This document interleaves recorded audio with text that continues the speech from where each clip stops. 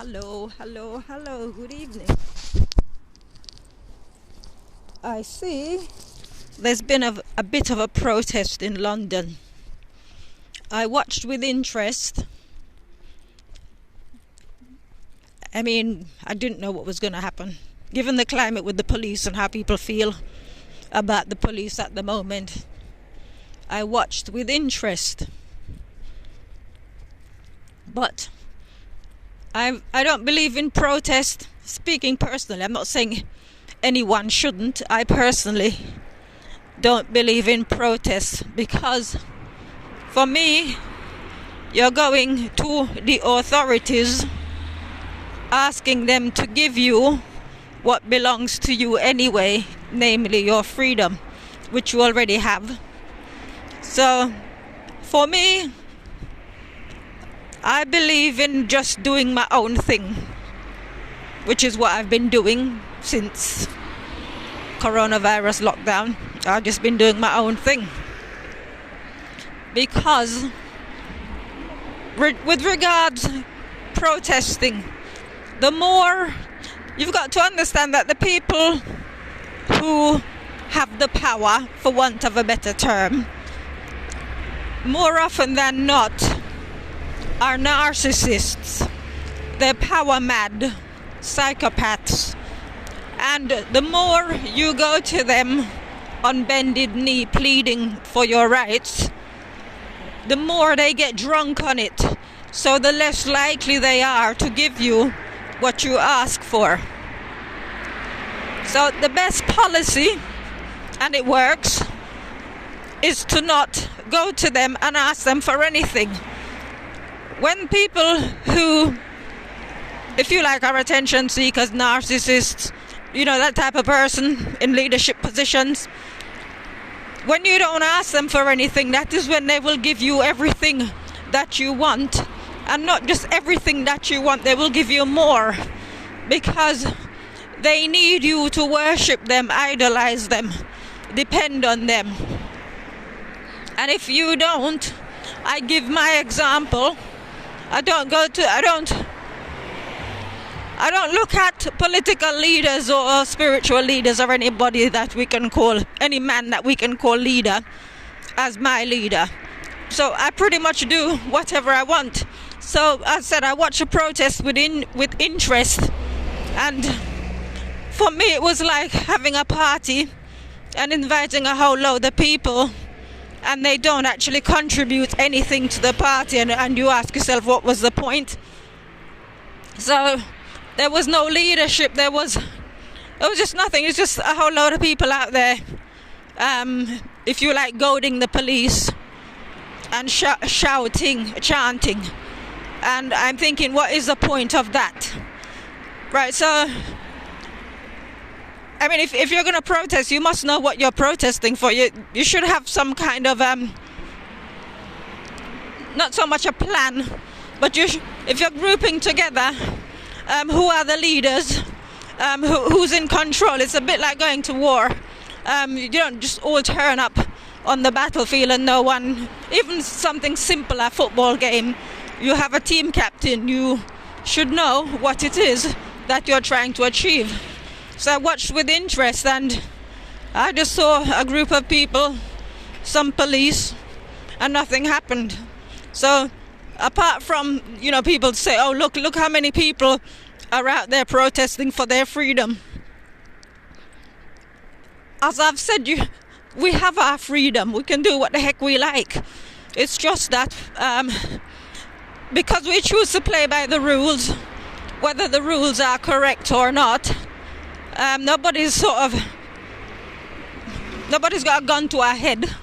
We're not being forced to do anything en masse as such. It is just, if we agree to the terms put to us, that is a bit like if somebody comes to me and says to me, give me all of your money, and I say, okay then. Without putting the gun to my head, I can't then go away and complain and then say, oh, this person came and took all my money. It wasn't like they took it at gunpoint. But and so it is with the freedom thing. In the same way, I'm only a small person of the female gender, and I manage to do everything that I want to do. I'm walking about freely, unconcerned about my freedoms being stripped from me. But I'm seeing grown men out there complaining about not being able to feed their families and all sorts. And I'm thinking, why do you surrender your power to another human being? And you look at these people in leadership positions in the government, and they don't even look like they can manage their own lives. But yet people are sitting there putting trust in them. So, we're in very interesting times anyway. And for me, the more people go out there and protest, the more government will have a right to say, well, we need to control the people. Even though the people are not, until they literally go into battle mode. The people, no matter how many of them gather together, if they don't have a plan, they're not a threat. So I'm not sure what that exercise was about. To be honest, it was pathetic. But that's all I have to say on that. And the other thing, there's just two things today. The other thing is, I've noticed that whenever I say something that is correct, I get two responses. I either get anger and resentment, or I get like a pat on the head, thank you so much, you're right. Now it depends. I'll get the pat on the head, you're so right, thank you for telling me this.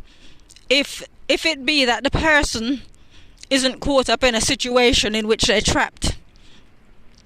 And I will get the anger and resentment if what I've said is correct and the individual is caught up and tied up in a situation from which there is no escape.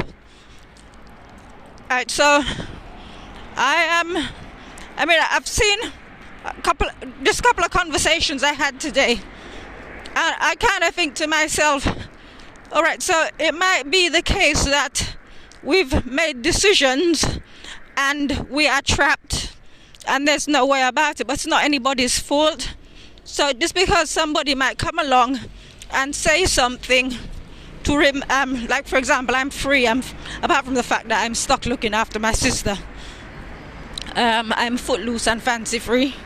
And I know that there are people who resent that. I've had people say to me, I wish I was in your position. But at the end of the day, sometimes people make choices in life hoping for the best. I don't make choices and hope for the best. I think worst case scenario, if I'm willing to handle the worst case scenario, then I will take a chance on the action. But I wouldn't, when it comes to people, whether it be friendships, family, anything, because you can't control human beings, and it's not that I want to. You can't control. I've said many times that the world would be perfect if there were no people in it. And of course there are some people that make the world a better place, some people don't. But because we cannot control human beings, we can only control ourselves. When we get involved, deeply involved with people, and we get attached and stuck,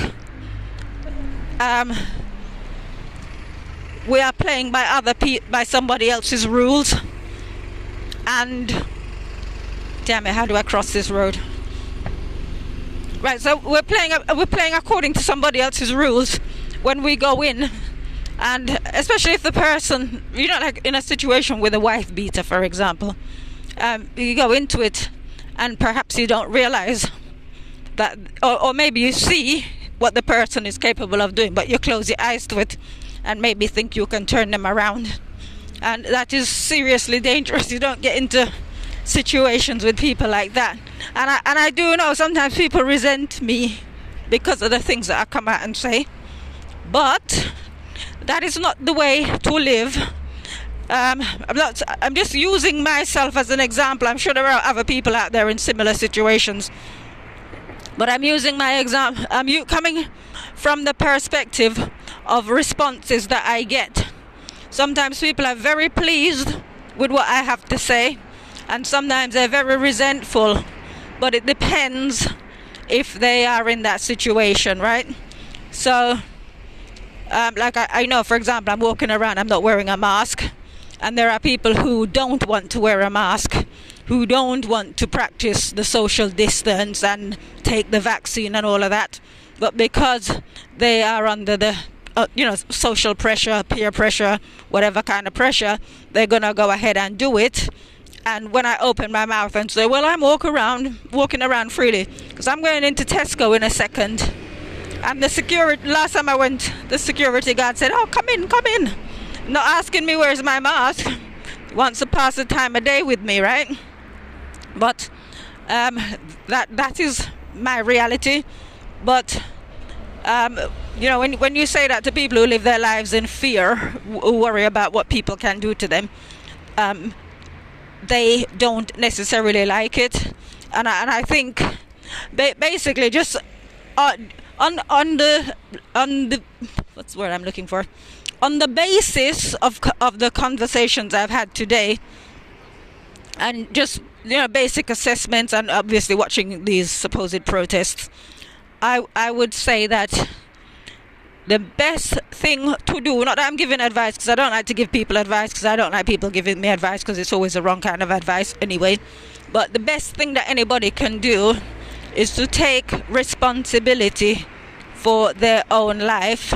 Stop looking at what other people can do for them, or even worse, stop degrading yourselves by going to the likes of somebody like Matt Hancock, and looking to him as your leader. Just look at people. Are they leadership material, yes or no? But above all, I don't like to say you, because it looks like I'm giving a sermon, or I'm talking to people, or I'm sort of lecturing. We individually have our freedom. It is our God-given right to have free will. And I was watching a video earlier, and it was a really good video actually, but he didn't put it on YouTube because that would get taken off straight away. But in the video he was talking about the pressures that people find themselves under to take the vaccine, whether they want it or not. And I've already made up my mind, even before we got to the point where they were talking about a vaccine, that if it means that I can't go to the shop to buy food because I've not taken the vaccine, then I will stay at home and starve. And people would think that's a bit extreme, but you've got to know what you would do before the time comes. You don't sort of wait until something happens and then you start to panic and wonder what you will do. I already decided that I'm not going to comply. Nobody's going to force me to do anything that I don't or I wouldn't choose to do. So for me, I will starve, and I know it's not going to come to that point where I'm going to starve, because like I said, when you don't go to people on bended knees begging them for your rights and your freedoms, they will give them to you anyway, right? Not just give them to you, they will give you more, right? Because you become quite intriguing to them. So that is where I stand. But for me, I don't do protests because I'm not in the business of begging my fellow humans for what's already mine. You're begging me money? No.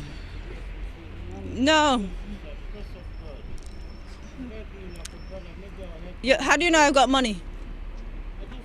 How do you know I've got money? Well, stop begging. Ask first. Okay. Sorry about that. Bye.